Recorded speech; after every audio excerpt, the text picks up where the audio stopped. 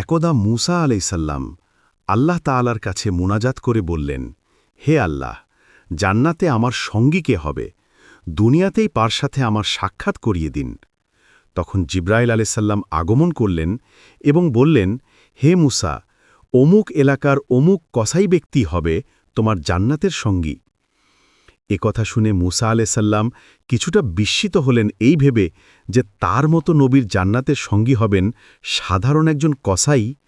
তার জানার আগ্রহ হল যে কসাই লোকটি কি এমন আমল করে যার বদলতে জান্নাতে সে নবীর পাশাপাশি অবস্থানে থাকার মর্যাদা লাভ করবে। মূসা আলাইসাল্লাম ঠিকানা মোতাবেক উক্ত কসাইয়ের সাথে দেখা করার জন্য তার দোকানে গেলেন। যুবক বয়সী একজনকে গোস্ত বিক্রিতে মগ্ন অবস্থায় দেখতে পেলেন। মূসা আলাইসাল্লাম গভীর মনোযোগ দিয়ে লোকটির কাজকর্ম লক্ষ্য করতে লাগলেন, কিন্তু এমন কোনো বিশেষ আমল তার চোখে পড়ল না যার বদলতে লোকটি নবীর সাথে জান্নাতে প্রবেশের মর্যাদা লাভ করতে পারে। যখন সন্ধ্যা নেমে এলো, তখন কসাই ব্যক্তি গোস্তের একটি থলে নিয়ে বাড়ির দিকে রওনা হল।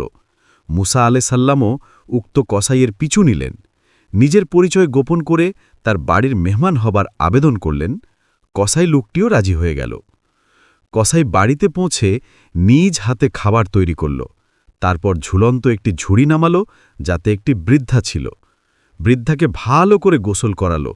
তারপর তাকে নিজ হাতে খানা খাওয়ালো। খানা শেষ হলে বৃদ্ধাকে আবার আগের স্থানে রেখে দিল।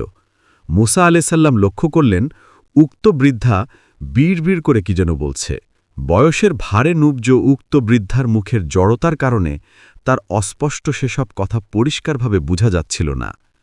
এরপর কসাই ব্যক্তি মূসা আলাইসাল্লামকে মেহমানদারি করালেন, তার সামনে খানা পেশ করলেন। খানা শুরু করার আগেই মূসা আলাইসাল্লাম জিজ্ঞাসা করলেন, এ বৃদ্ধা কে? কসাই লোকটি জবাব দিল, আমার মা, আমি তার খেদমত করি। মূসা আলাইসাল্লাম জিজ্ঞাসা করলেন, একটু আগে তোমার মা নিজের ভাষায় বিড়বিড় করে কি বলছিল? কসাই জবাব দিল, আমি যখনই মায়ের খেদমত করি তখনই তিনি বলেন, আল্লাহ তোমাকে ক্ষমা করুন এবং তোমাকে জান্নাতে মূসা নবীর সঙ্গী বানান। মূসা আলাইসাল্লাম বললেন, হে যুবক, আমি তোমাকে সুসংবাদ দিচ্ছি, আল্লাহ তাআলা তোমার মায়ের দোয়া কবুল করেছেন।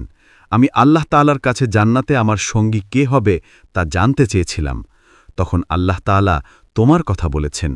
আমি তোমার পরিচয়ের জন্য তোমার পিছু নিয়েছিলাম, কিন্তু আমি তোমার মাঝে মায়ের খেদমত ছাড়া কোনো বিশেষ আমল খুঁজে পাইনি। এর মানে হল, মায়ের খেদমতের পুরস্কার হিসেবে আল্লাহ তাআলা তোমাকে জান্নাতে আমি মূসার সঙ্গী হবার নিয়ামত দান করেছেন।